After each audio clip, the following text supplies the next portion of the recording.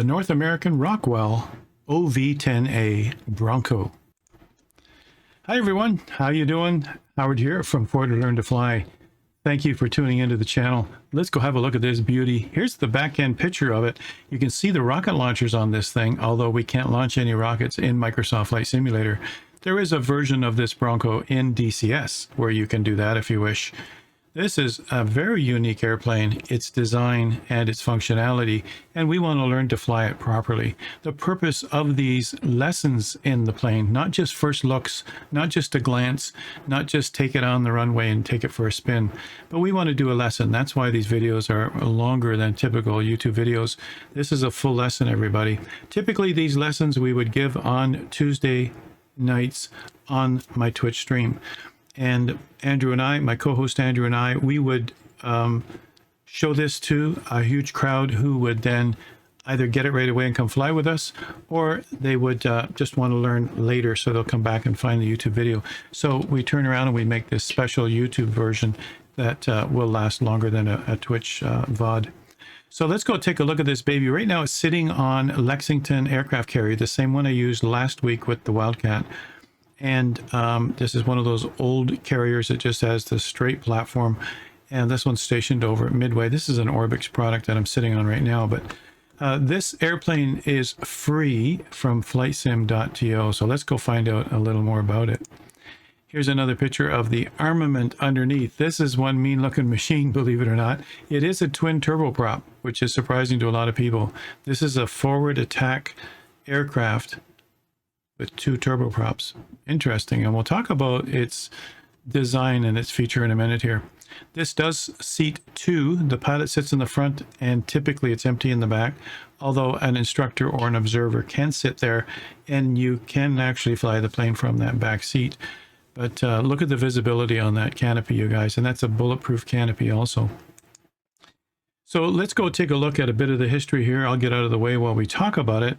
Short takeoff and landing aircraft designed for the military and a few different areas of the military. And in the making of this aircraft for Microsoft Flight Simulator, this author, this developer, made this as their first airplane. And they made 3 liveries, and we'll talk about those. And each of them give you a different configuration. Now, there are starting to have liveries available on flightsim.to, extra liveries already. And so we're starting to pick those up. And the later versions, all the way up to the D version, they added more powerful engines and night vision equipment. So this plane now, at this point in this year, it's now mostly retired from the U.S. military, although some civilian ones are still around, including the Cal Fire ones, which the one I'm going to fly today, the Cal Fire livery. And that's, you know, I've written a few articles for FS News, and I saw that livery on the real Cal Fire plane. Well, it was in a photograph, but I used that photograph in my article, and didn't even know that eventually, within a few weeks, it would be here in the Microsoft Flight Simulator. All right, so let's go take a look at a few more things. First of all, here's where you get it for those who want it. It's a free, honestly free. This doesn't even have a donation page. I've actually sent a note. If you go to the author, I keep calling them author. If you go to the developer's page and click on the little email button, you can send them a note. You can also leave public comments on the flightsim.to page for this product. But I send them a note saying, please put a donate button on, and I see other people are asking for the same thing. This is well worth it to donate the going price for your typical payware plane even.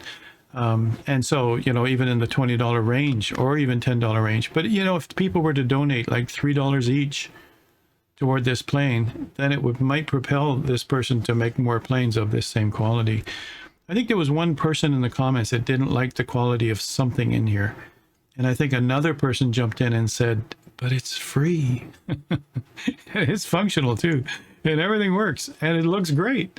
And it flies great. So, I'm actually very enthused. And surprisingly, it's a free product. So here's what it looks like in the sim. Here's the 3 liveries. Although these don't show 3 different configurations other than the colors, it does when you actually spawn into each one of these liveries. There were 2 more that I mentioned, made by Archer 374. Am I still in the way? Not yet. The Bronco Cal Fire, which is what I'm going to fly right now. And I do have a couple of pictures of me flying NASA version, just so you can see what that looks like right here. Now, these two liveries are available from flightsim.com, but there is a link right in the flightsim.to page, product page. There's a link for these two liveries to go get them. And you just have to have an account on flightsim.com to download them, but they're free also. Pretty cool, you guys. I think things like this, when they're so worth it, to give us that thrill, we'd never be able to get in real life. You can't just go and rent one of these like I do with a 172.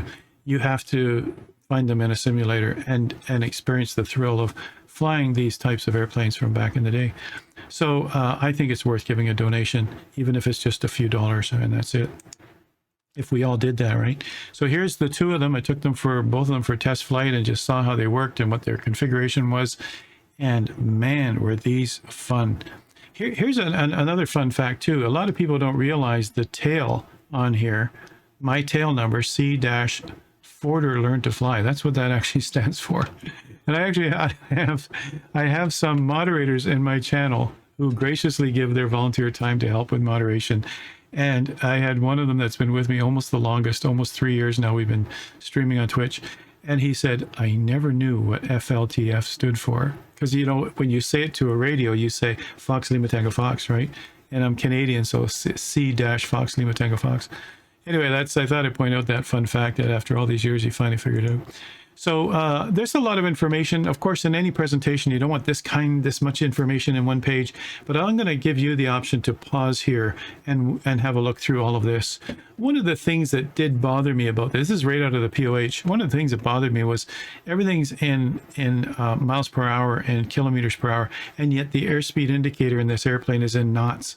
You know, so you know it does make sense. It is an American-made airplane, so you know miles per hour. But the point is that the airspeed indicator actually is in knots. So I'm going to give you in the next page. I'm going to give you the actual important speeds that you need to know. All right, or a few pages coming up. So first, let's take a look at this. The throttle sorry, I was going to say mixture. There's no mixture. The throttle and the propeller levers. I stumbled because they call them the condition levers, the conditioning levers. They don't call them the blue propeller levers, but that's the same functionality that we've always known in a lot of airplanes already. We've actually been using the blue levers on our Bravo or on our home cockpit throttle quadrant. The blue levers are exactly the same functionality. You'll see the blade pitch change. You'll see the RPMs change. It's exactly the same thing, only there's a lot more smarts in this plane. We don't need the mixture control, and we just have a couple of positions, like a flight idle and then military, and then we have, you know, some in between, but it makes it so much easier for us to fly this plane. You're going to see how easy it is to start it and easy it is to fly it compared to other turboprop airplanes. And so this is really a fun plane. A lot of participants in my Twitch stream earlier today, they just loved it. They grabbed it for the first time during the lesson, and they started flying with me. And I'll show you that clip before we finish here. And they said, so easy to get going, so easy to learn to fly, and away they go. So this is what I'm showing you here. Make sure you map your throttle 1 decrease and throttle 2 decrease to the switches that happen when you take your throttle and pull it all the way back. Once you pull that throttle all the way back, that's your reverse prop. We need that. It's good for braking. It's good for backing up to get the whole runway. And so I'll talk a bit more about this airplane because it was made for STOL. It's definitely a short takeoff and landing airplane with twin engines, very powerful engines. So there's your two. Now I played around a lot with this. I mapped all kinds of things. I even went to the propeller levers and said they can go into a reverse detent, but that didn't work. So I had to do this, the throttles. So let me do all the legwork, and then you get to just make it happen, right? Who is this handsome dude over here, by the way? That's me with, you know, that's actually, those are real ultralight helmets. When I fly in ultralight planes, I have two of these. They're easy to pack into your flight bag, and I have two of them, one for a passenger if I have a passenger with me. And, you know, when you fly ultralights, you don't have to wear, you know, hardcore helmets. You just have to wear something that can protect your head from a bump. And so this is what I wear. I happen to wear this for a play that we did in Microsoft Flight Simulator called The Shepherd. You might have heard of that play before. And I was the instructor. That's the role that I played, and this is the look that I had. And so, you know, stick on the mustache, throw on the helmet, and just like, wow, what a transformation. So my Twitch stream made this into an emoji, so you'll see some of those emojis floating around. It's like, it's the instructor in me, yeah. Now they're asking me to, you got to grow a mustache like that. Okay, then. All right, so take a look at this. The Garrett T-76 is the engine that was used in this airplane. And up here at the far left end here is where the propeller would be attached. And in here is the gearbox. I call it the transmission. It really is transmitting the power of the shaft here, transmitting that power through to the various things that it has to do. But the main purpose of all of this is the reduction gears to convert the high speed, low torque of the turbine part to lower speeds and higher torques necessary to drive the propeller and the components that control all the engine in here.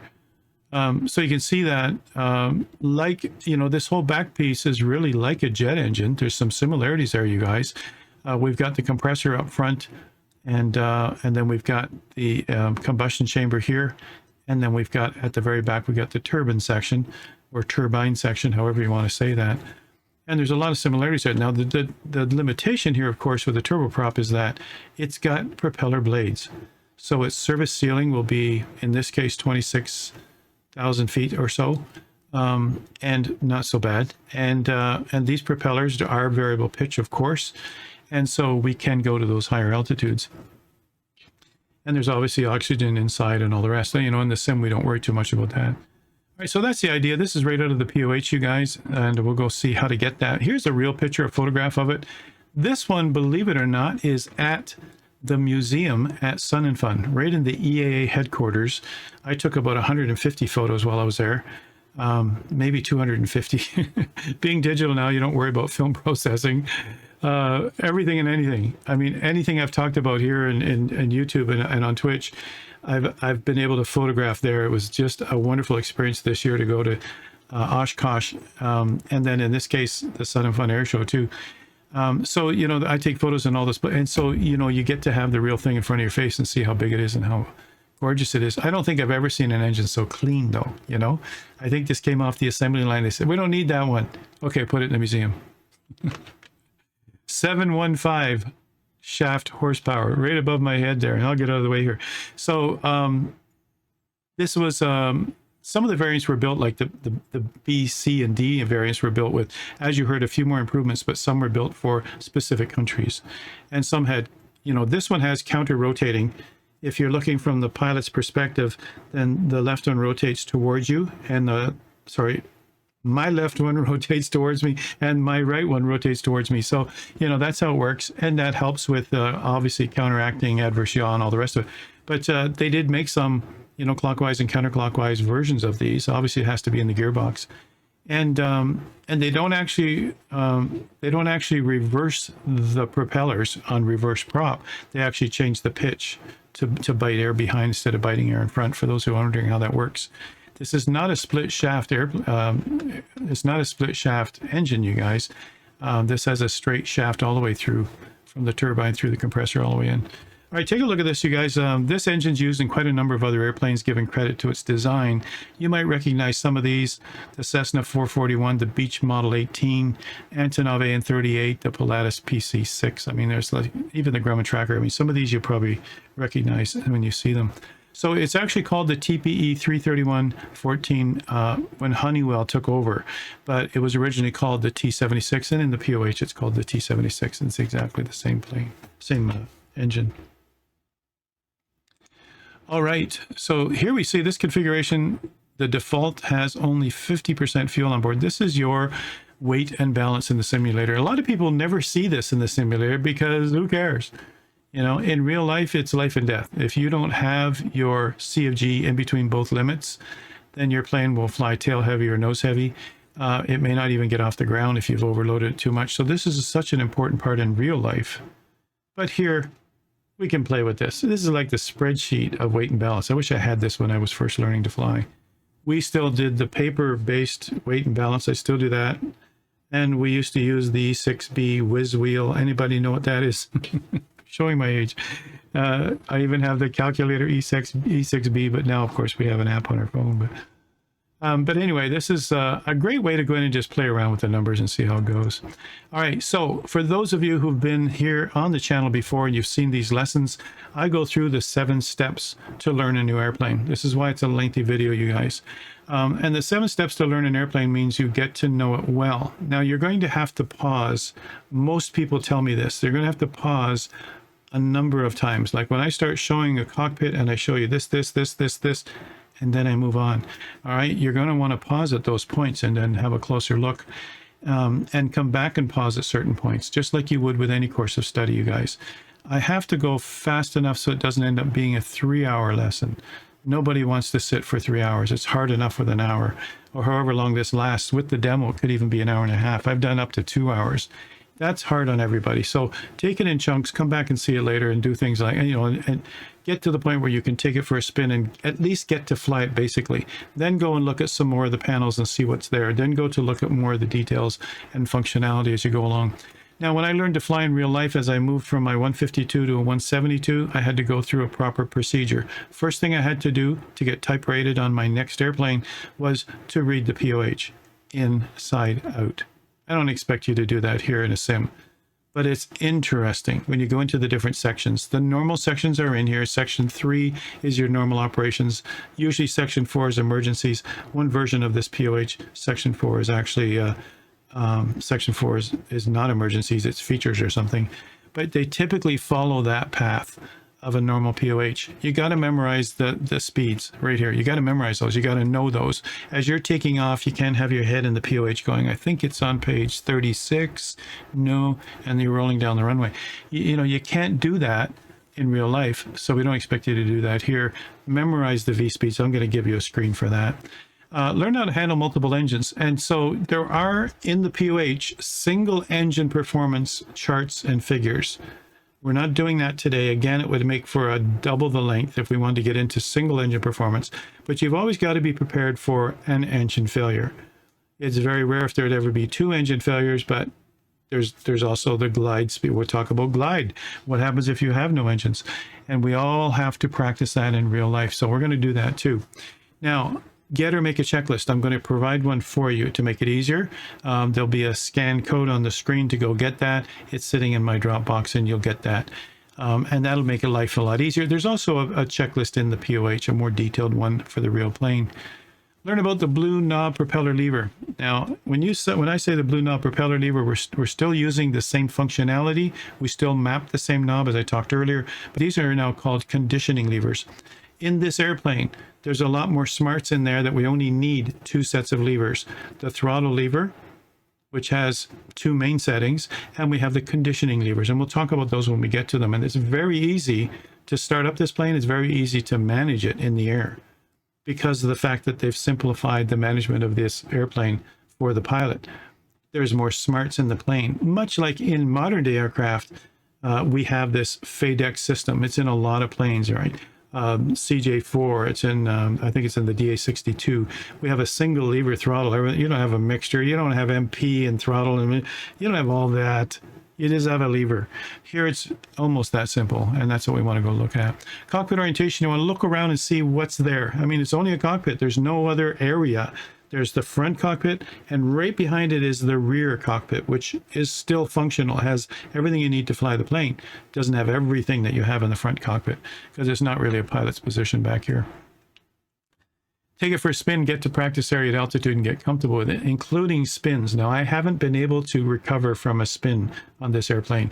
And I've been told by a pilot who flies this in real life, just happened to show up in chat the other day when I was doing this lesson, and he said, this thing, and it's hard to recover from a spin. So don't take it for a spin. Take it for a spin, yeah, but do not take it into spin. Okay, do you get that? Is that clear now? So this is interesting. I want to point out something that'll pique your interest here. I'm still not sure what the black area is. I think it's a servicing area for linkages between the 2 engines, but I'm not sure of that part. I got to read more of the POH. I've combed through it many pages and studied a lot, but I haven't studied every single page yet. It's still new, and I'll be working on that. But this is what I want to point out that'll pique your interest. See where my pointer is? Right where my pointer is, right up here. I'll move it over here. See where it is over here on the right? where my pointer is, I will show you close up when we get to the plane. 1, 2, 3, 4 dashes in the top of the wing. Down here, there's also 4, but it's not showing on this page. I think there's another picture of this view. That's an important part. Those are actually openings in the wing. What happens right there? Ooh, it's awesome. I have never seen that before. And it's actually in this plane. All right, there's a scan code for you to use, you guys. There is a basic manual included in the community folder. When you download this and put it in your community folder, you'll see, go into this airplane, and there is a manual PDF directory with this manual, and that's what it looks like. Now, I just want to let you know, it only has a normal procedures checklist, very basic, very simple, and I have offered to help the developer to make a manual. I've done this with other products and help them out, because that's what I used to do in my IT career also. But, you know, why not use those skills and help them out? But I will mention, you guys, that there is a POH. This scan here will give you a pilot's operating handbook, the one I recommend. I've got 2 of them I downloaded, and I've now switched over to the second one. My co-host recommended it, and I like it better. It gives a clearer picture, and I like it just seemed to feel better in my hands. So, so there's the scan code if you'd like to use that, you guys. Scan it on your phone, scan it on your tablet, and then you've got it. If you don't have the ability to scan, well, at the very least you could scan it with your phone and then just send the link to yourself so that you can download it on a PC and print it. I just thought this was easier. I used to put in URLs, even short URLs, and people would go, what was the URL again? So maybe I'll put it right in the description for this video. All right, so, but I will mention that the POH that comes with, the POH that you go scan here and get is very elaborate and excellent, and it is the real deal. I think it might even be 238 pages, so I don't think you're printing out the POH anytime soon. But anyway, let's move on and talk about, well, here's the cover of it right here, the flight manual that I'm recommending. There was another POH I was recommending, which was yellow, the only one I had found at the time, but this one's even better. All right, so the skills we have to master in this lesson, you guys, and we'll use the POH for everything. The skills we have to master, the cockpit orientation, where is everything? I have no idea. And we have to look around and find stuff. We got to hover with our mouse until we see pop-ups. This is how we learn planes. What are the most basic things we need to know? Obviously, the levers. This is a stick with levers on the left, much like a fighter aircraft, right? A stick with levers on the left. And so both sides have lots of switches, dials, and buttons. We don't need to know them all in this lesson today. We need to know the basics to get going. And then you can learn more as you go along. Takeoff and landing, handling that. Believe it or not, both are very easy with this plane. It literally jumps off the runway and you can slam it down on the runway. The gear that it has, it's made for carrier landings. The gear that it has, you can bang it down on the runway, throw it into reverse prop, and stop on a dime. This thing is amazing. Engine management, we've got 2 of them, so we want to be able to understand that. So let's start with this behind me, just so you can see what that says. Range is 1240 miles. What is that in kilometers? But what's that in nautical miles? So, you know, that's the range. There's the ceiling, 26,000 feet. Now, what I've done here, you can see on the airspeed indicator, to make it easier for you, I'm doing this now in all the lessons. The visual is it.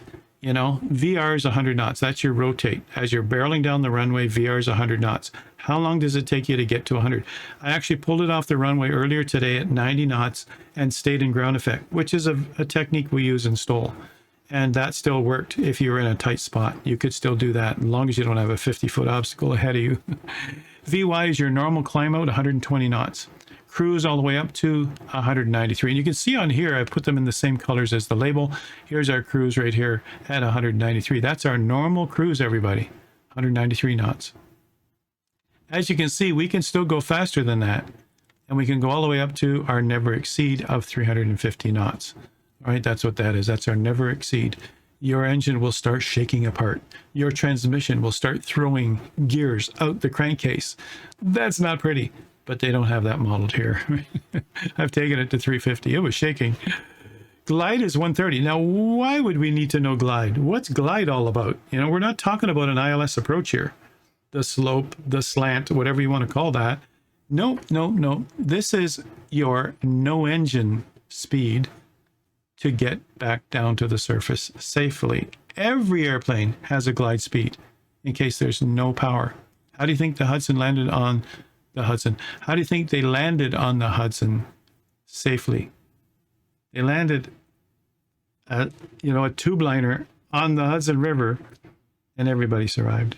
How did that happen? They used their glide speed to make it to the river and land. It was the only place you could put something that big down without mowing down a bunch of people or a bunch of buildings or a bunch of whatever.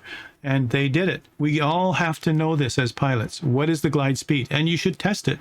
Now, in real planes, we don't turn off the engines. We take them to idle. You turn them off, you might not get them back on again, and now you're in a real scenario where you have to do an off-airport landing. So in real planes, we just take them to idle. But in this is a sim, you guys. You can cut the engines, feather them, and take it down and see how far you can get. That's cool. And this is why I do this. And this is why I share this stuff, you guys. This is the interesting parts. This is the challenge, the skills that you learn to handle your plane properly. And this is why I do it. And so we have to do this in real life, but only 172, right? My glide speed is 65 knots, and I'm heading down to some farmer's field somewhere, or in a worst case scenario, I go to a highway. Highways are not as predictable as people think. There's some asphalt, let's go there. You could hurt a lot of people on a highway. But, anyway, glide speed, that's what that's for, you guys. And you notice that it's up here. Typically, glide is somewhere around 1.3 times stall. So, you can see if VR is 100, stall is probably around 69. Here I see the numbers here, 60 knots with the power on stall and 76 knots with power off stall. You should know these, memorize these. I still didn't have them memorized. I look here to see them again. But you have to be able to practice these. And one of the reasons we practice these, your power off stall is typically something that could happen to you when you come in for a landing. Most of us, all pilots will come into land with less power. We'll just say less power, you're descending. And even to the point where you're down to idle. And you're coming in, it's the most calming part of flying. And yet most people are, white knuckling their stick or white knuckling their yoke. But honestly, you guys, once you know how to land properly, landing is one of the most calming things. The engine's at idle, things are quiet. All you hear is the whistling wind coming by. You're using your yoke or stick for the airspeed. I'm going to set the airspeed so that I'm coming in, probably glide 130. I'm typically landing around 110 right now. So I'm setting my speed with my yoke. This is the basics of landing. Set the speed with your yoke. Do not push that forward and back anymore. Oh, there's some that'll argue with me, but ask any CFI, all right? And so push that in or out to get your speed. Now trim it. That's your speed all the way in on final, all right? And then now you just use power. A little more power if it looks like you're going to land short of the runway. A little less power if it looks like you're going to go past the runway. That's all there is to it. And once you nail that, you nail landings with any plane, all right, without white knuckling it. I don't even have to touch the yoke. I still will. I do a little correction for left and right, or I'll use my rudder, some coarse rudder correction. It is the most calming part of flying now, but it's still the biggest hurdle for most people. But anyway, so we need to know. So power off stall could happen if you're coming in on idle and you have pulled too far back on the yoke, and now you're actually decaying the speed. You got nose high, speeds disappearing. Boom. You stall and fall out of the sky. Have you ever heard of accidents that happened 100 feet before the runway? How did someone fall out of the sky 100 feet before a runway? It was a power off stall. All right, now a power on stall. We have to know what that is also. A power on stall at 60, even lower. This is right out of the POH, and I'm now questioning this. I should change that around. I'm guessing these are written wrong in the POH. I actually did type these in the POH, from the POH. Yeah, it should be the other way around. Sorry, everybody. I just noticed that now after we've already taught a lesson, and now I'm doing a YouTube video. So there it is. All right. So the power on stall is typically something that happens when people are taking off. You ever heard of people taking off and they got too steep a climb? They got full power, but they actually pancaked right out. It's more of a pancake. You don't necessarily fall off a wing. You might just mush your way in and land straight ahead. And that's your power on stall. So that's why we learn those two things, just so you know. And that's why I've given you only the essentials here. There's plenty more V numbers, but just focus on these ones for now. All right. And try to visualize those when you're looking here. So you can see we're never going to go up here. You shouldn't. but these three, all right? There's your cruise, there's your glide, and there's your VR. As you're rolling down the runway now, it's going to climb up pretty fast, gets to 100, off we go. All right, there's our VR. And then here's our glide. We'll go right past that, and we'll set our condition levers and our throttle for somewhere around here as we go along. Simple enough. All right, learn to handle twin engines. So, you know, twin engines, the whole point about twin engines is that, what if one fails? What do I do? You know, so this is something we don't have to know in the sim. It is something you have to know if you're going for a check ride on type certification. And type certification can take months in the more complex planes. It can take weeks in some civilian GA planes, believe it or not. And so there's some studying, there's some practices, there's some flights with an instructor, and then there's the final check ride, of course. So here we're just saying, we're not going to learn all this right now, right? I don't, at this moment, I want to go fly for the first time, Howard. I don't care if an engine fails. I'll just start over and hit reset. Okay, so you should know this eventually, all right? What new systems are on board do you need to learn that you didn't know from your last plane? All right, learn the proper walk around, startup, shutdown procedures in your POH. Now we have a checklist for startup, shutdown. I don't have the walk around, but the POH shows the diagram, shows you start here and you go around and do these things.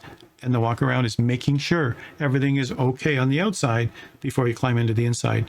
All right. And in the GA planes that we fly for real life, those of us who have that privilege, we have to check the oil, we have to check the fuel, we have to make sure of a lot of things, and we have to sump the fuel out and then make sure that it's edible. What? That's not fuel. But, you know, this is something that I started doing. I thought, why not use a GATS jar for that? But this is how we check fuel, you guys. We use a GATS jar. It's got a screen on it. And we sump the fuel. You know, we drain the fuel. We have a look at it, make sure it's good. And then we either pour it back in or pour it into a can for filtering later. Anyway, that's just to make it more interesting and all these boring topics. Take a look at this. Learn to handle turboprop engines. Start, run, and failures. And we have to feather them too. If an engine fails, those great big propellers, well, you see a watermark here, but those great big propellers will offer resistance to the wind and the flow of air past your airplane, and they will affect your yaw. You'll get some very hard yaw in the opposite direction. It's like, so you want to feather those propellers, and that's something that we can do very easily. Condition levers, you go all the way back. They're feathered. Is like, can it get any easier? Now, I just want to give you an insight. I think I've done this before in past YouTube videos, so you understand in real life, a multi-engine rating is something that certainly CFIs do, but anybody who wants to fly more than one engine kind of planes, all the way up into the heavies, of course, right? You need what's called a multi-engine rating. To get that multi-engine rating, you need a course of study with minimum of 8 lectures and 8 flight exercises. 8 hours of flight time. That's in addition to your ground school of 8 hours. And that includes 3.5 hours of twin training and 1 hour of instrument flying. It also includes a night element. So there's a lot of stuff that needs to be learned here on the ground and in the air when you're flying twins. We think nothing of it in the sim. We just jump in there. Even after this short, learning video that I'm doing, we'll all jump in and go fly with Howard. And it's like, that was easy, and so we take it pretty lightly in the sim. And this is why they don't let us take these sim hours that we have and translate them into hours towards our pilot certificate, because there's nobody even watching us and seeing if we're doing it right. All right, so now we want to go take a look at step number 3. We're going to step 7, so we will go faster as we go along now. But step number 3, learn to handle twin engines if equipped. We're going to do a close and an even closer view of this panel right here. This is our startup panel. There's these emergency shutoff switches too, if we have to shut off an engine, cut the fuel, and then feather it, that sort of procedure. Here they're talking about a single engine landing pattern. Well, it's the same kind of landing pattern we're going to do. Here it says on downwind, 110 knots. Here it says condition lever on the takeoff land position, which is full forward, like any propeller lever, full forward. Because when we come into land, whether this is single engine or not, when we come into land, when we do have a propeller lever, then we want to be able to make sure the airplane is ready to do a go-around. A go-around is not a missed approach. A go-around is another circuit, much like you're seeing here. We're seeing half the circuit right here, the downwind, the base, and the landing. But a go-around is go back around, if you want to use a longer term. go back around, typically left-hand turn, unless that runway happened to have a right-hand turn published, and we will come back around and try another landing. There could have been something on the runway. It's happened to me in real life. I've had a farmer pull out onto the runway with his tractor to go to the other side, just as I was on short final, and I had to do a go around. Go arounds just for practice. ATC once told me to do a go around. You pull over to the right so that the runway's clear, and believe it or not, another plane just came up beside me. Ooh, good thing I moved over. So, you know, things like that, scary stuff. But so you want to be able to understand the speeds and what happens. So we're going to put that conditional lever all the way forward, just like any propeller lever, in case we have to go around, and then it's just throttle, all right? And then all the normal procedure after that. We'll get into some more of this, right? In the event of an engine failure, fly the plane. Just like the movie Executive Decision. Russell, not Russell Crowe. Who was in there? Anyway, Halle Berry was the flight attendant. She turns to him while he's sitting there trying to figure out what to do with this airliner, and he's going, "What am I missing? What am I missing?" And she's saying, "Just fly the plane." She's absolutely right. It's what every instructor will tell you. Just fly the plane. It's the first thing you do. Aviate, navigate, communicate. I mean, you know, aviate is the first thing, right? Understand how to feather the prop on a bad engine. This is more advanced. I say we don't do this first thing. First thing, go fly and have some fun with it. And then now try to do all these things, you know, and learn these things as you go along. If you're in the air, we do what's called an air start attempt. This is cause check and then air start, right? And then fuel cut off to the bad engine if we can't get it running, and feather. Understand how to manage a good engine with speeds and airplane trim. Okay. Let's get a close-up of that start panel as we talk about managing the blue lever and how to angel twin engines. Here we see the glide picture in here. This is actually very interesting. There's our glide speed right out of the POH. This is the first POH that I was looking at. The second POH would have something similar, I'm sure. So engine air start shows you how to do that. One of the things they're mentioning in here somewhere, oh, right here, I put it in here as an extra piece. In the event of both engines failing, know your glide speed and trim to land. So if both engines failing, I mean, could that even happen? Know your glide speed. And the interesting part is some people will panic. I mean, they're trying to stay calm. We've been taught to stay calm because that's when you can think straight. During a mayday, it's tough. It is very tough to think straight. The panic wants to set in, you fight it. And what you do is you take a look at your POH and you figure out, this is what I had to do in a mayday once. You look at your POH. In my case, I lost communication, dead battery, whatever. And so I had to open the POH while I set myself into a holding pattern around a lake, VFR. And I had to look at that POH. I had to see, oh yeah, for lost communication, put on the transponder 7600 for 1 minute, and then change it to 7700 for this, you know, after that. And I had a handheld radio that couldn't transmit, but I had a handheld radio I used to use as a backup, but also to listen to airband radio when I wanted to learn phonetic alphabet and all the rest. I pull that out of my flight bag and I can hear the controllers. So I can hear them, I can't respond back. I was away from the airport when I actually heard them say, airplane circling the lake with a mayday, come on in and we'll give you lights if you can hear us, you know. And I heard that on the radio and I thought, cool. So away I went, and I went in and I'm looking at the airport. I have to tell you the rest of the story. I look at the airport on the way in. I'm on a right downwind for 33 in Buttonville, and I look over and there's all these fire trucks there. And I was thinking on downwind, before I turned base, I was thinking, wow, someone else has got an emergency too. It was for me. I didn't realize it. It's like they scrambled the fire trucks so fast, they were there already before I got in there. And it wasn't that my plane didn't have gear, you know, it's not going to be a belly landing. It's not going to be, you know, some type of crash. But the shock was, of course, to finish the story, the shock was, of course, when I turned to base and I went to drop one flap.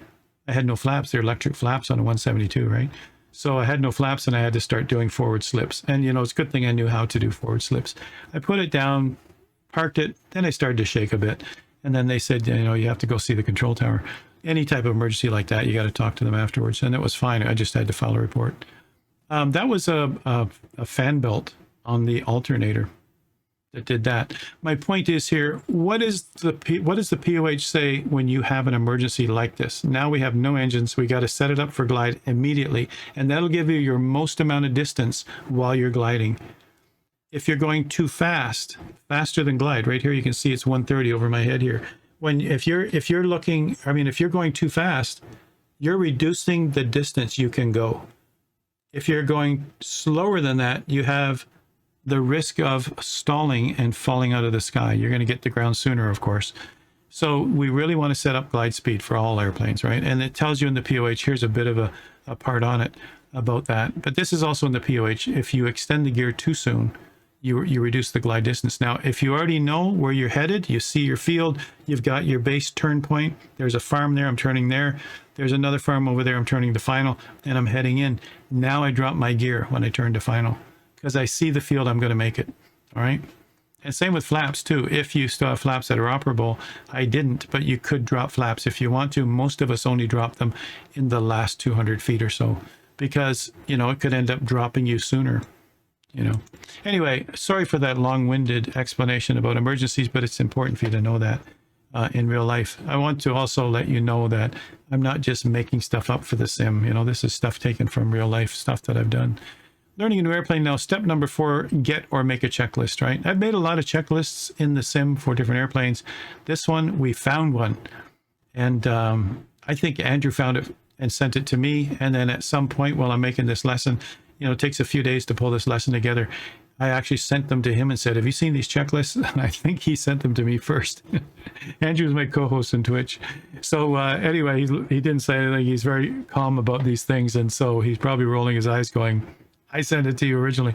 All right, so there is a normal procedures one-pager in the manual that comes with the plane in a PDF, but really you want to get the most out of it, you should grab this checklist. And here's a scan code I just made for you for this lesson. And that will give you this as a PDF. I put these 2 pages together as a PDF. You can download that.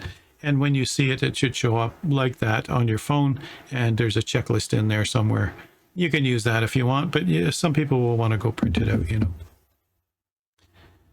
Got to have a checklist, right? Now, I said I'd give you a close-up picture. I spent a bit of time making this picture to give you an idea.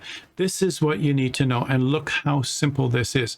So this bigger picture on the right is really just, this is one section on the left side in the cockpit. And there's your switches to get started, and there's your levers to control the power. So power switches, power levers, all on the left side. Now I've taken this and just taken that out and made it bigger so you can read it, and then we can talk about it. What I found right now, and this is the second version of the plane. He's now added autopilot functions, even though there's no autopilot panel. But in this new version, I've also noticed that when you hover your cursor to flip a switch, if it shows a down arrow and you click, it'll actually push the switch up.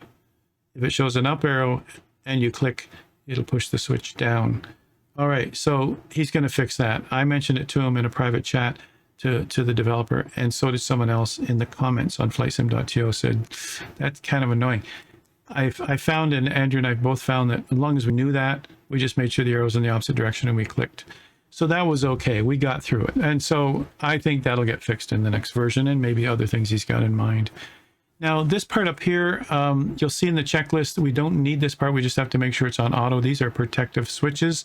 If in the event of an engine failure, we may have to come back here and try a manual restart from here. But this is something we don't have to touch in normal operations. All right. Normal is right here. Now look how easy this is. On our alpha, if you have an alpha yoke, I'm using my stick here, my Virpil stick, so I'm okay with that. So I have to still go in and reach in and click these manually. This is your battery switch. This is your alternator switch. All right, that's what that is.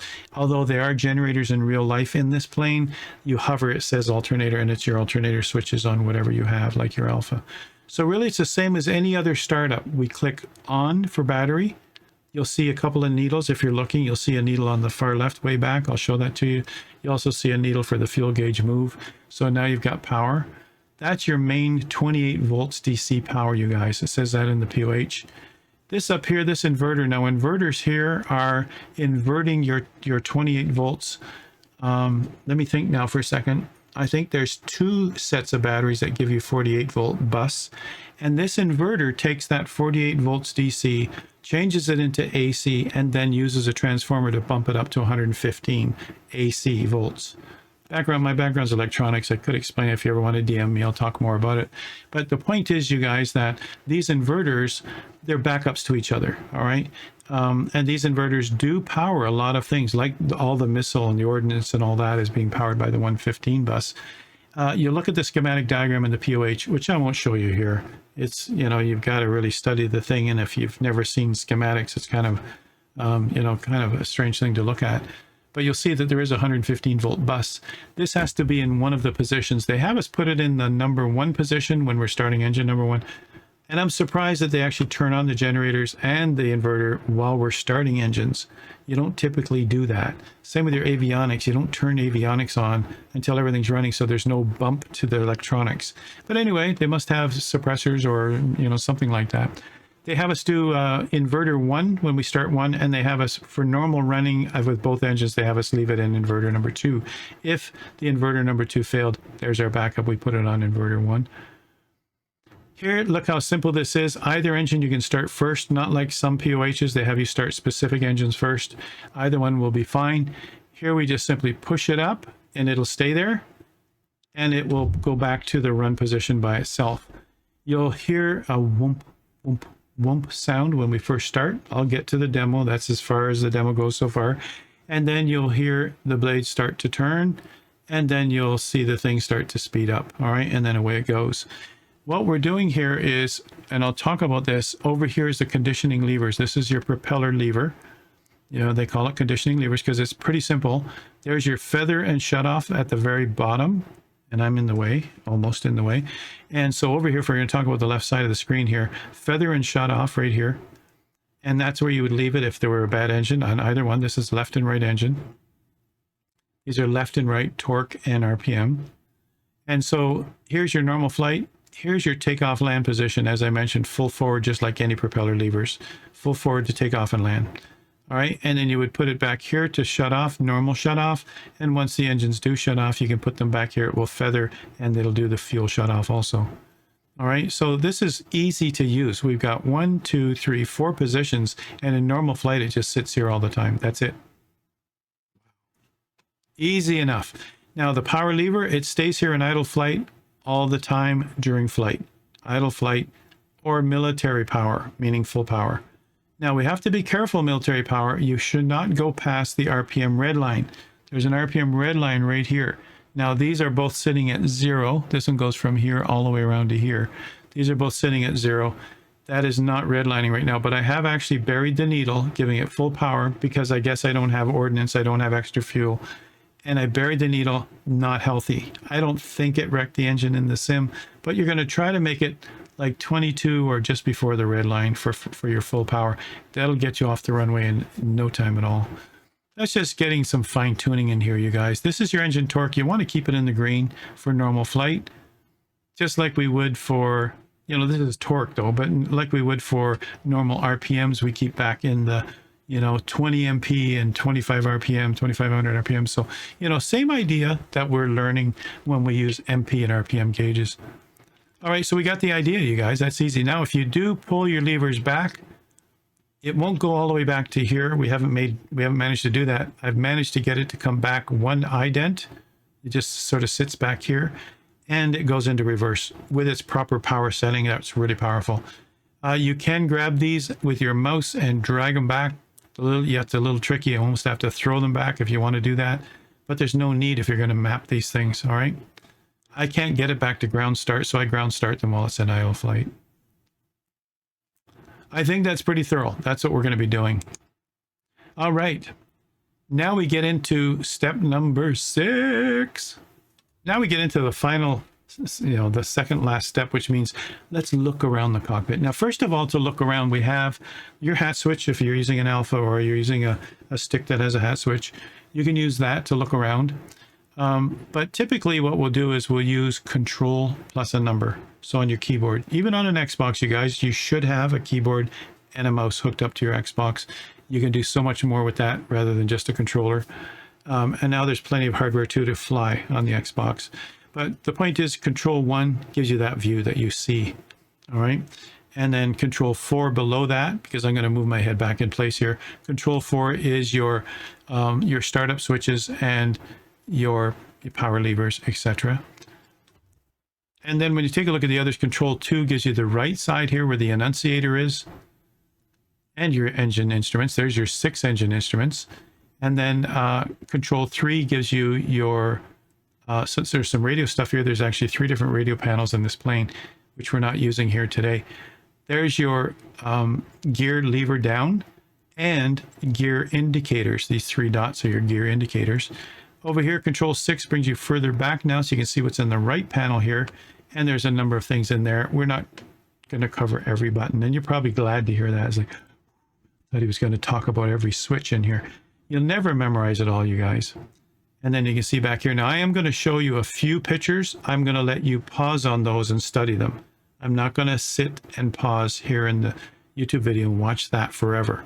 It's boring. You're going to want to scrub ahead, right? So we're going to go take a look. There's 3 more. Control 7 takes you further back on the right side. Control 9 focuses on the back seat. Doesn't show you the full back seat, but it gives you this view. All right, you might want to zoom back a bit so you can get a bit of a picture going out the window. Also in that back seat, if you pan down, you'll see the camera is mounted there. That's the reconnaissance camera for taking pictures. Also, if you look over on the left side, you'll see that they have the normal power levers. You can fly this plane from that back seat, as an instructor would do. All right, and we tested that today. Andrew sat in the back and I sat in the front. I took off. I gave him control. He ended up flying it from there. We used a product called Your Control, you guys. And we used a similar profile. There's no profile for this plane yet, but we got most of the functionality out of it, and we could both fly the plane. He brought it in to land it. Control 0 gets you back to the normal view for flying, and you see there's mirrors up top, and there is this Control 8, which is your, at the very top is your, this is all your filming stuff. This is where you control the filming, even though the camera's sitting in the back pointing down, right? Interesting stuff. There's the pilot default view. Here is the pilot seat. Now let's just take a moment here. You can still pause here and look closer. Here's the 6 engine instruments. 3 for the left, 3 for the right. You can see the bottom one is temperature. You're going to see temperature and stay in the green for most of the flight. All right. If you're really pushing it and heading towards the VNE, you'll see these things get too hot. All right. And we notice here we've got percent RPM. That's going to help us a lot when we're using the levers. And there's our torque. We want to keep it in the green or at least in the blue, but never in the yellow or red. That's going to be, you know, in real life dangerous, right? Normal 6-pack stuff, you guys. The VSI for vertical speed, T and B indicator, which I don't have a label on. Nav instrument, if you were going to tune the radios, which you can do. I'm not demoing that either. I have to cut down my hours to the point where this is still too long. Heading indicator, artificial horizon, airspeed indicator in knots. We saw that one already. Here's your altimeter. It will show you your thousands here, your hundreds here, and a dial that moves around. And there's our barometric pressure there set at 29902, and that's what one of the knobs will do for us. Up here in the far left, a beautiful, beautiful, beautiful, beautiful gauge. Did I say beautiful? And this is your AOA indicator, your angle of attack indicator. You want it in the 3 o'clock position when you want to look at this gauge, like when you're landing. The AOA indicator, you guys, should be in every airplane. They have retrofits for a lot of it. Even the 172, I've seen an AOA indicator put in it. And I say even because you can't put too much more gear in that thing because it'll end up being too heavy. And a clock at the very bottom. This is actually accelerometer of some sort. I haven't figured it out yet. That part I'll have to still work on. I'll go to the POH. I see a marking at 6 and a marking here. And that's the last thing I have to refine, and that'll take some time. Here's the clock for figuring out if you're doing standard rate turns.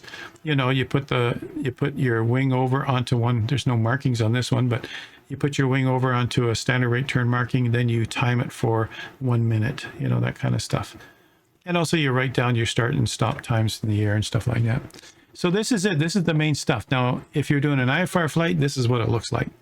But you're not. You're going to do VFR most of the time, and that's what they did, unless it was bad conditions. All right, so over in the left here we have the flaps indicator. Right now my flaps are full down. If you can look between those lines, the landing gear over here just off my left shoulder, and the gear indicator. This is cute. So my gear is down right now. When it's up, then these go up into this little valley part, and it's just a line. You know, so it's like, oh, that's pretty interesting. I've never seen that before. Your elevator trim, which is your trim wheel on your Bravo or whatever trim wheel you're going to use. Some use electric.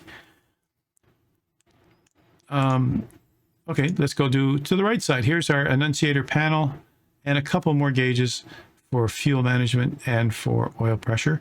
You'll see that move into the green as the engine warms up. And you shouldn't be taking off until your oil pressure is in the green. You shouldn't leave the engine running until you have oil pressure.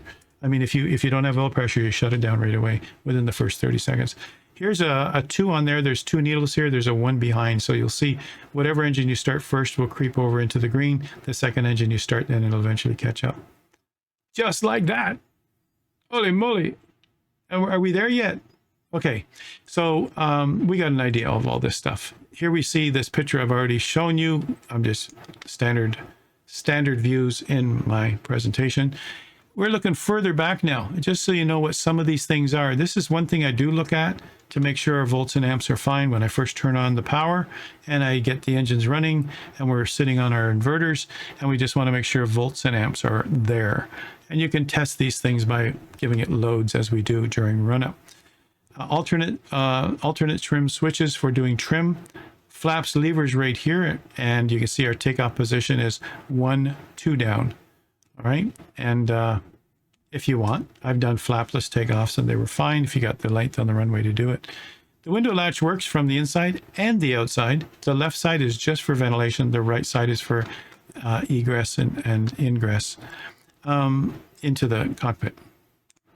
Right side over here, cockpit air, oxygen. These are important things. Lights, and then other controls that you see down here. I say other controls, you guys. You can learn about it later as we go along. Where are we now? Oh yes, the cup holder. So you wouldn't have this presentation complete if you unless you have a cup holder in the plane. You gotta have your Java. And so you know, some of the movements planes make, I doubt that thing would be a normal open cup of coffee.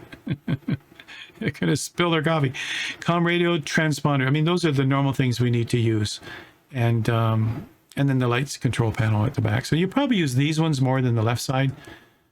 Here's your ADF receiver up here, and you set the frequency of that. So you have all those things, right? Some of you are going, what? ADF? They still use that? Yeah, we still use that, yeah. Camera stuff at the top, yep. Which I don't think works. Now here's the back seat, you guys, and they have all the instruments they need. There's your torque, your engine torque on both. You notice they don't have all the engine instruments, but they've got the torque, which is important. Keep it back here in the green. You can't really see from this angle. There's a green here, there's a blue there. Keep it back of here, back of here.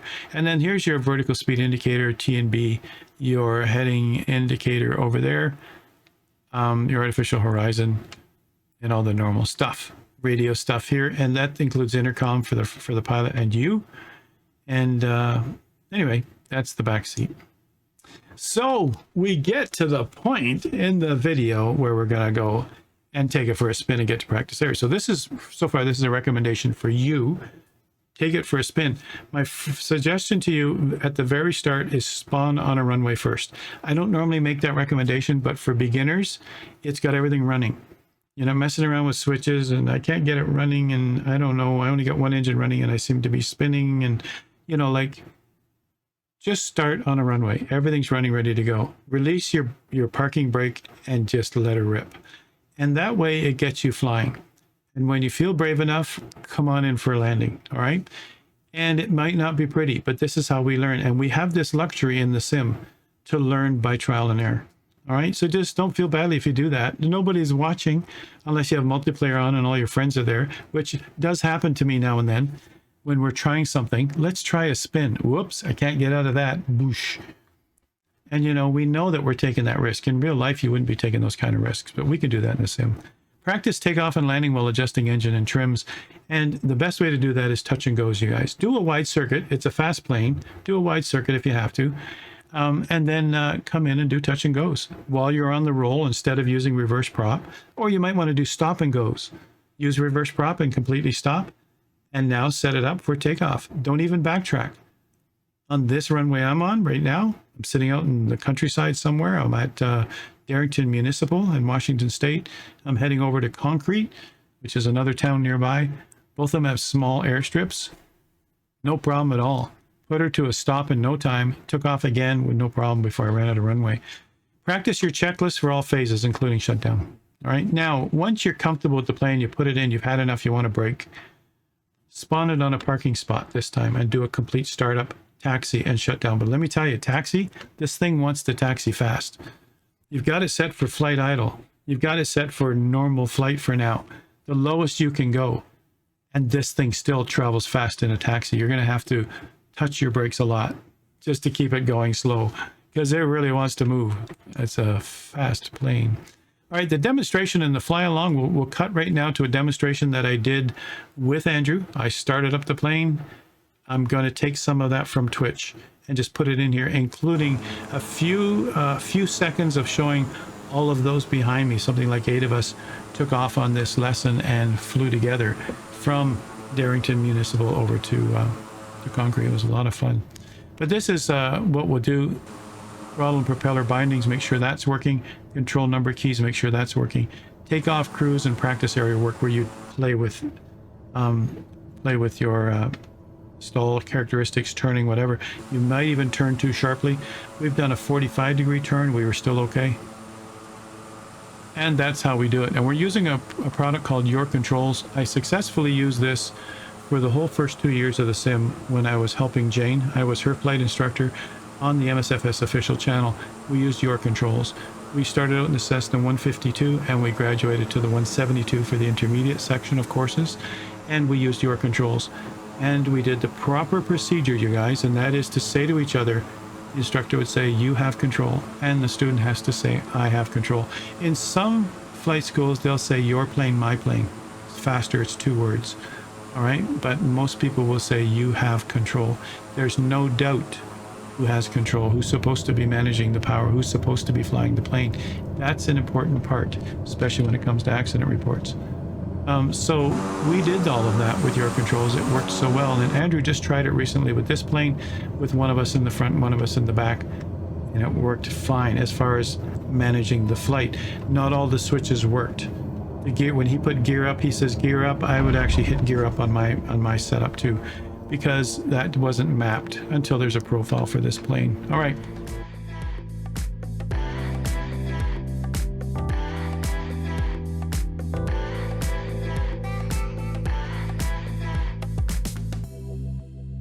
Recreate the scenarios that the Bronco would be tasked with. Enjoy this unique airplane in all of its capable glory. I've got it here on a aircraft carrier, and man, it just stops on a dime. It was just wonderful.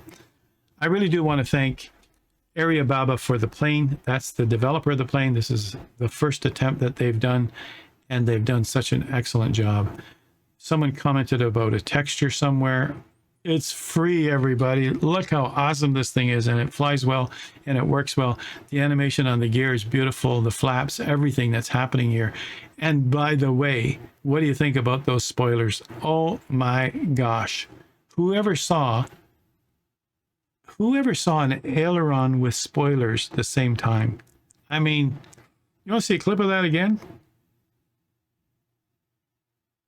Isn't that awesome? All right, so I'm just excited about it. I actually didn't discover that at first when I was flying it, and I have to go back and read the POH. Wow, what's a nice feature.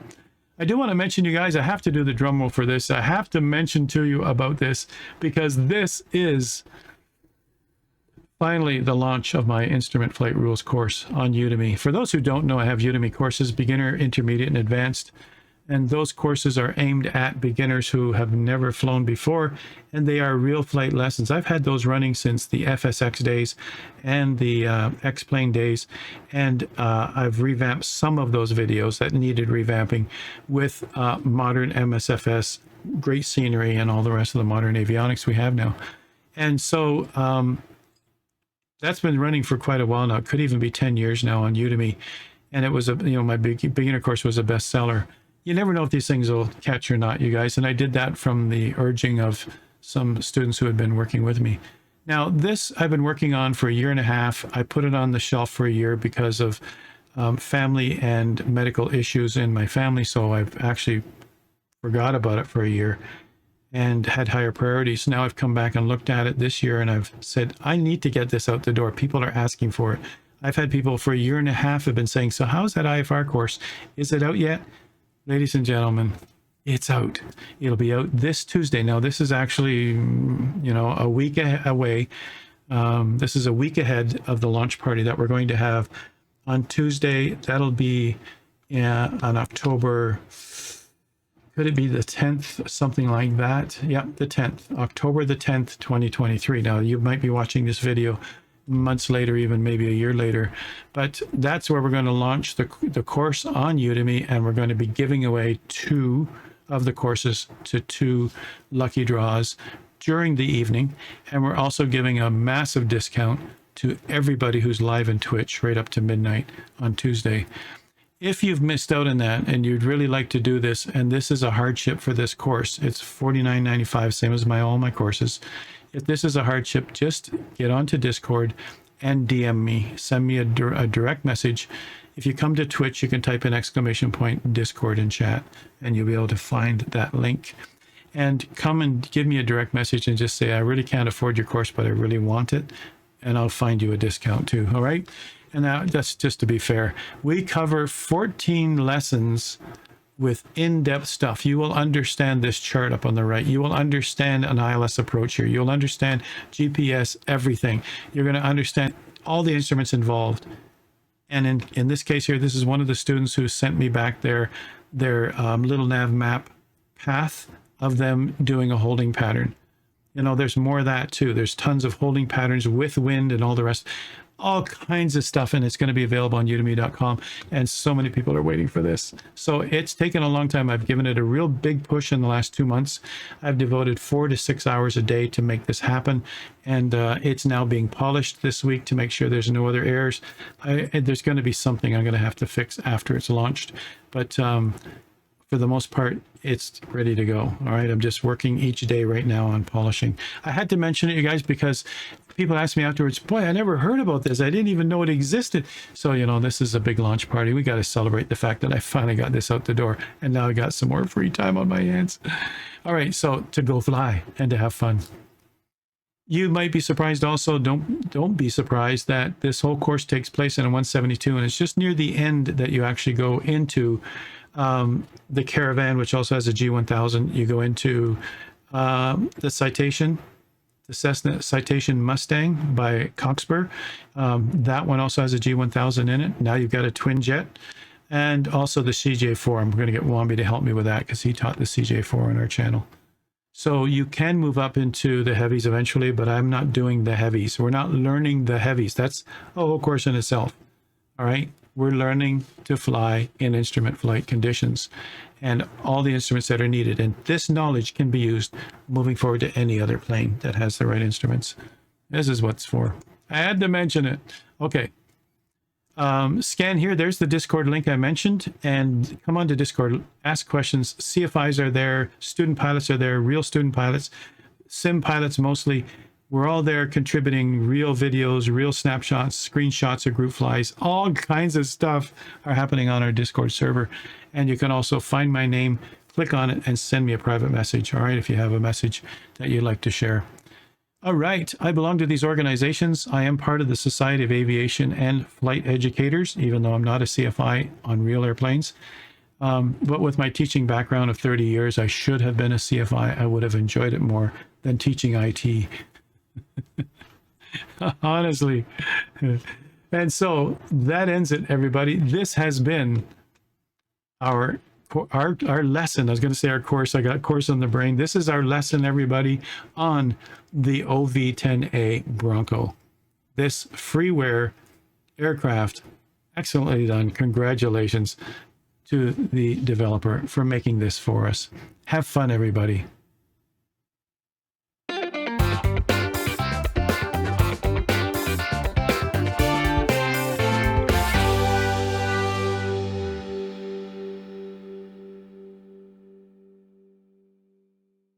So that's it. Let's go to demonstration. Let's see how that goes. Here we go. You can see the props are feathered already in the stopped position. What we can take a look at while we're here is, sort of our kind of walk around in the sim. Look at that gear. I call it grasshopper gear. on the landing gear, just the way it's constructed, and it will actually fold up and into the nacelles. It's going to be interesting, and that's why this thing can take a hit on landing, and we'll try that in action. So props are feathered, ready to go. We can just jump in and away we go. Here we are inside the cockpit. Now what we want to do is take a look at the checklist. Let's pull that up. In the checklist, the first thing on there, and there's a lot of things here. We could take an hour just to go through the checklist. I'm going to try and keep that in a shorter time frame. The first thing is landing gear handle down and latched. We're making sure that's down.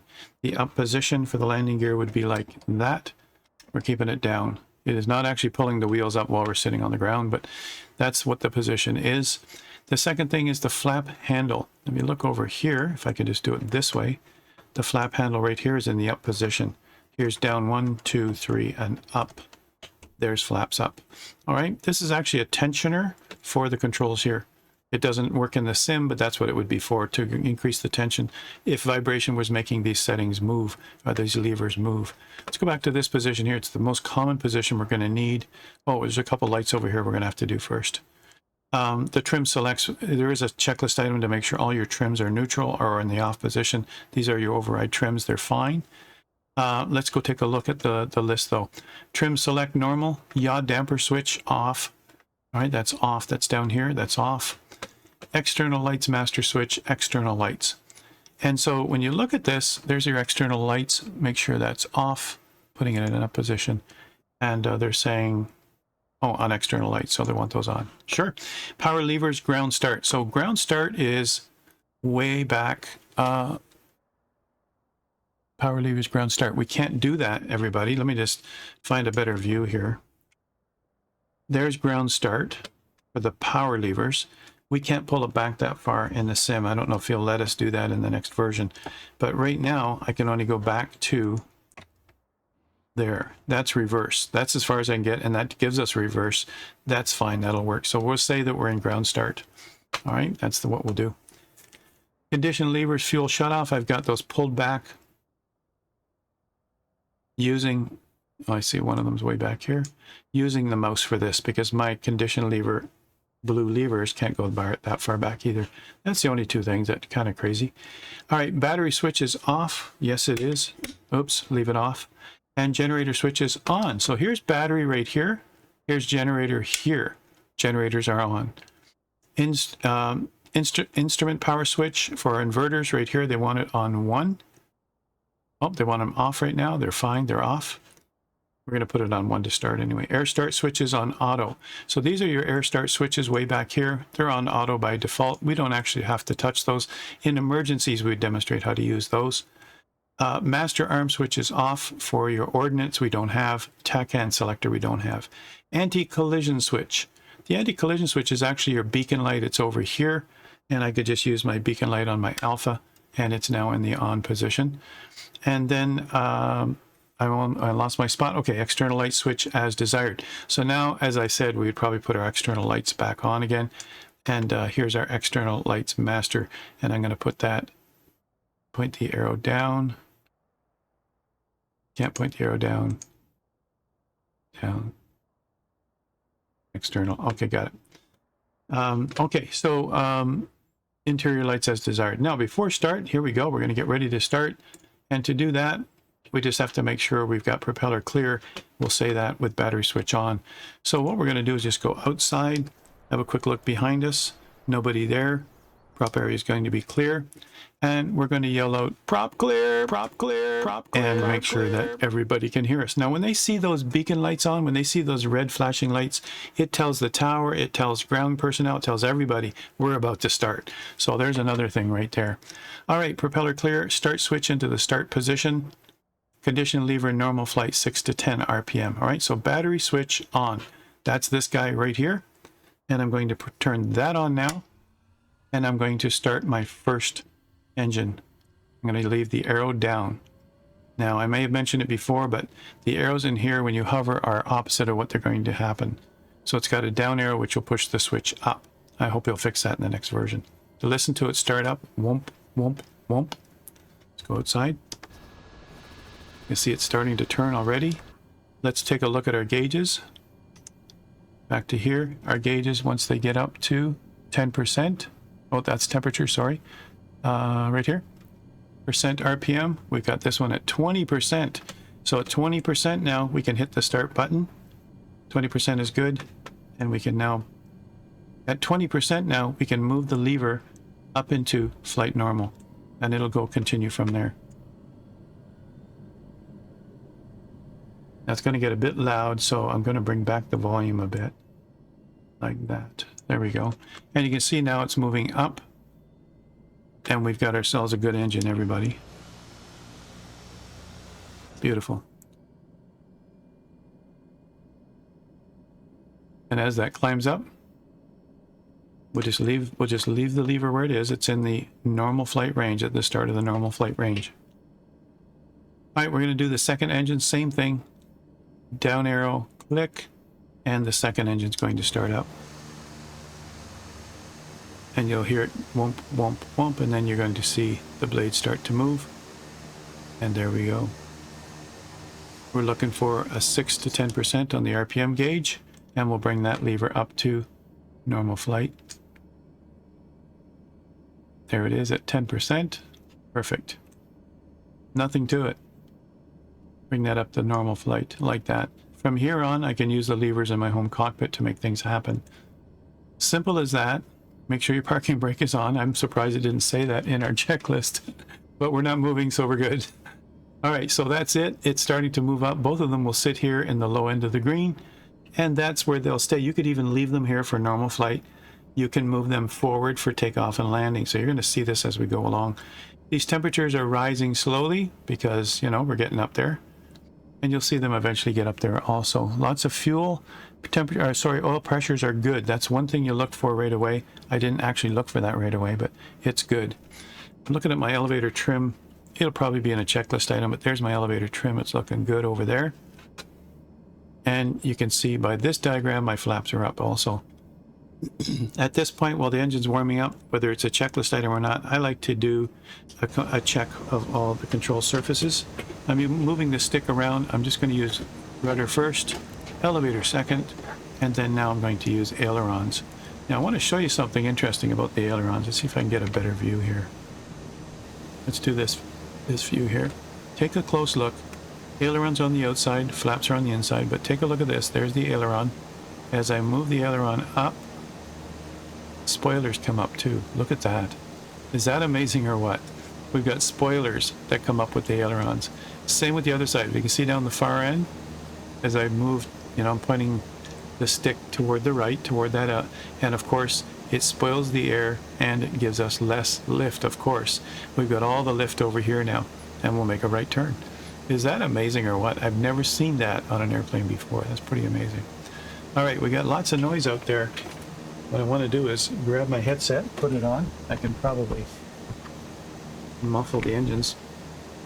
Still a bit loud, isn't it? Still a bit loud. Okay.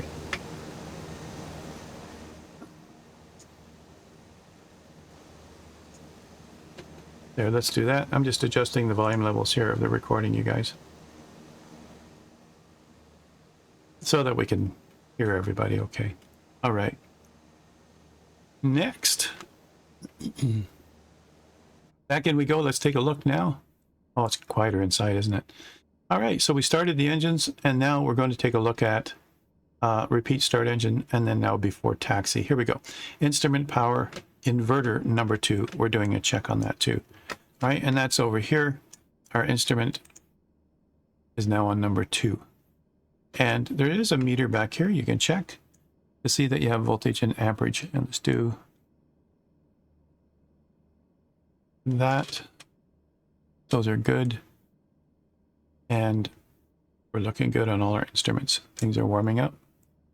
I don't see a temperature happening here. It should be going up into the green, but maybe that'll happen as we get going. It's certainly climbed 5 or 6 right now, but it should be up in the green once we start flight. Okay, things are looking good. Now, trim check. I checked for takeoff trim. Normal takeoff, elevator half unit down. So elevator half unit down, aileron neutral, everything's neutral. Elevator 1 unit down for a stall takeoff. And so TAC and set, fuel quantity checked. I did that. Flight controls just checked. Flap operation. Let's just check that. One flap. Second flap. Third flap. And there's fourth. And we should see an indicator over here. All the way down. There we go. And then I want to bring them all back up again. Flaps are coming up. Good. Clock is ticking. Good. What else do we need here? Okay, taxi checks, brakes check, yaw damper switches off. All right, and it's good to know where all your switches are because you want to be able to reach them anytime you want to grab them. And the yaw damper should be just around here, right here. Oops, still can't see it from that angle. Okay, let's do this again, like this. Well, the yaw damper switch, right there. Can't do it like that. We'd reach back behind us like that and just make it happen. There we go. Mamma mia. Should know our views by now. Yeah, damper looks like it's in-op. It doesn't even hover. That would normally... All right, so we'd set that as we go along. It's in the checklist. All right, power levers are at flight idle or below. We're good. Flaps we checked. Brakes will hold, and we'll do a brakes check, and then we'll do a quick check before we taxi. All right, let's go, you guys. So what we do for the brakes check is we simply are going to move forward. I'm going to take the parking brake off, so I've got my toe brakes on. Give you an idea what that looks like. Toe brakes are on. Toe brakes are on. And then I'm going to release the parking brake. It might even move a little. No, we're good. And here's what the brakes check is. You just let go. And you see it move forward, and then you put the brakes on. So you want to make sure brakes are working before you actually need them. Like that. All right, let's get taxiing, you guys. We're okay there. We're okay there. Let's say that we do have clearance for taxi. Focus isn't on radios right now. The focus is on flying the plane. We're going to head out on this runway. It's a very short strip here in Washington State. This is the airport called, sure, it's not even on my tip of my tongue. We're heading over to Concrete, but I did mention in the presentation where we were. Thought maybe it was Remington, Darrington, that's it. Darrington Municipal. There's two airports here. This is the municipal airport, and I've got the extra scenery that shows us some really nice rendition here. It's an Orbix product. All right, we're taxiing along. We're sort of following the line. I better watch it because it's got a wide base on the wheels. As I mentioned, it really does want to move here. I'm going to put both brakes on and slow down a bit, and then see if I'm on the track here. Yep, we're good. Bring that down the middle. And we're going to do a very simple takeoff. Going to slow it down a bit with both brakes.